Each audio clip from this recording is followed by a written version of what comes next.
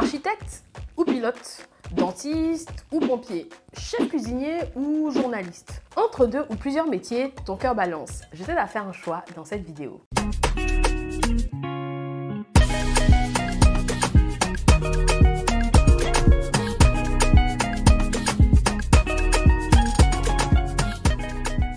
Je te souhaite la bienvenue sur Edukia, la plateforme qui est dédiée à tout ce qui relève de ta réussite scolaire et professionnelle. Je m'appelle Nina et sur cette chaîne, je te partage des clés pour que tu puisses préparer un avenir radieux. Alors, abonne-toi à la chaîne et active la cloche de notification. Comme ça, tu reçois tous nos nouveaux contenus. Comme je te comprends. Contrairement à ce vers quoi le système éducatif nous conduit naturellement, nous sommes des êtres multipotentiels.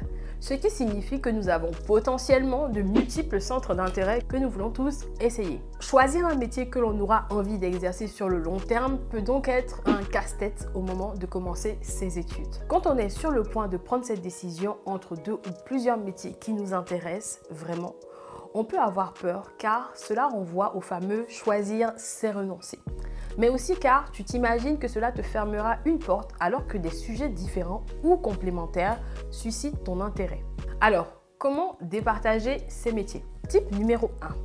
Bien comprendre la réalité du métier. Je te conseille de poser les choses à plat, oui, sur une feuille de papier.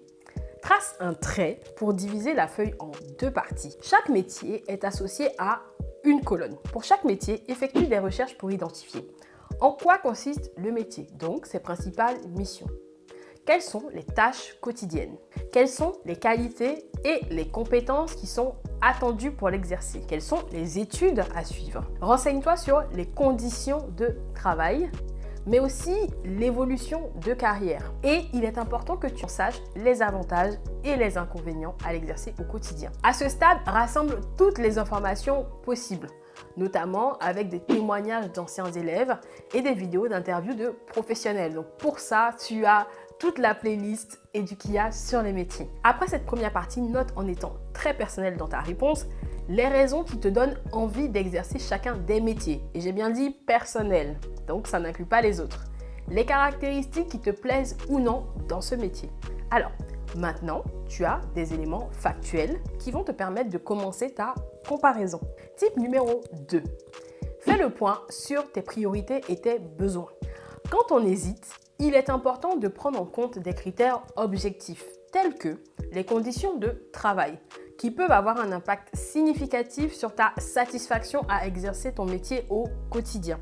Les questions qui peuvent préciser ton choix sont par exemple, dans l'idéal, tu te vois travailler seul ou en équipe, en tant que salarié ou avoir ta propre entreprise, avec beaucoup ou peu de déplacements. Est-ce que tu te projettes dans un environnement particulier? Est-ce que tu te vois faire des études longues ou courtes? C'est exactement ce que nous creusons dans l'atelier en ligne qui se trouve sur la page edukia.com/ressources et nous explorons également cette question dans le livre Mission Orientation, très exactement au chapitre 7.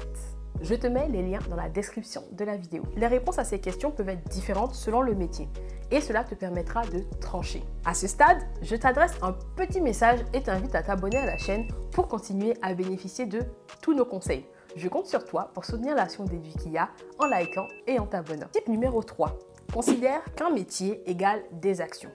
Un métier, c'est avant tout un ensemble de tâches et d'actions. Choisir un métier, c'est choisir comment on va occuper ses journées. Pour l'instant, tu suis peut-être des cours, tu te formes ou tu prépares un examen. Mais imagine, si ton travail consistait à accueillir et communiquer avec un public, rédiger une newsletter, faire la comptabilité et des comptes rendus chiffrés pour ton entreprise. Ce sont des tâches concrètes qui caractérisent une vraie journée de travail. Et le mieux, pour chacun des métiers sélectionnés, c'est de les décomposer en verbes d'action. Prenons un exemple. J'hésite entre le métier d'architecte et le métier de chargé de projet marketing. Alors, je suis architecte. Mon métier implique deux, en termes d'action, concevoir des plans, planifier le calendrier de construction, faire un budget pour la construction, communiquer avec les clients et les entrepreneurs du bâtiment, visiter des chantiers, etc.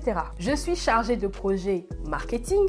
Concrètement, je vais rédiger des cahiers de charges, analyser le marché et la concurrence, donc faire des tableaux de bord ou des rapports, rédiger du contenu, donc des articles de blog, de réseaux sociaux, des textes de publicité, mais aussi analyser les résultats, les performances chiffrées du produit que je vends, ou encore réaliser un suivi du budget. Et là, la question, c'est de se demander quelle action me parle le plus. Pour les départager, je peux aussi me demander est-ce que j'apprécierais de faire ces tâches tous les jours et sur le long terme.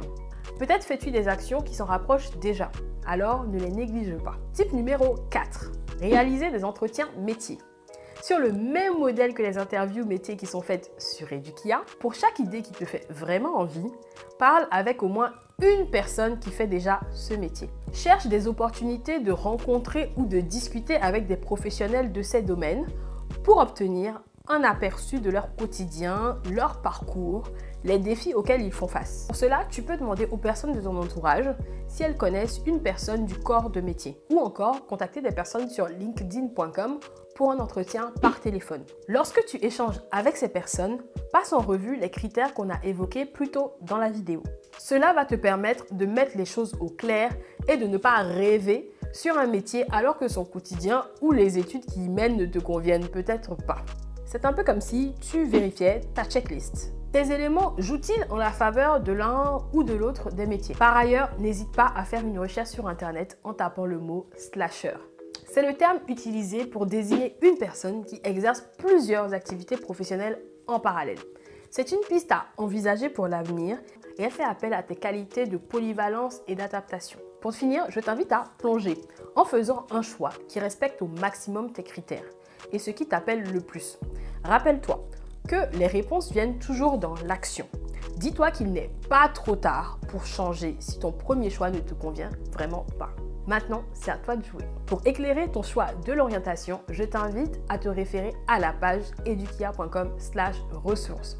Sur celle-ci, tu retrouveras un atelier en ligne, mais aussi le livre Mission Orientation pour t'accompagner sur ce chemin pas à pas, de manière fun et concrète. J'espère que cette vidéo t'a plu. N'hésite pas à liker, à partager autour de toi, à tes amis, auprès de ta famille pour aider quelqu'un. En attendant, moi je te dis à très bientôt sur edukia.com.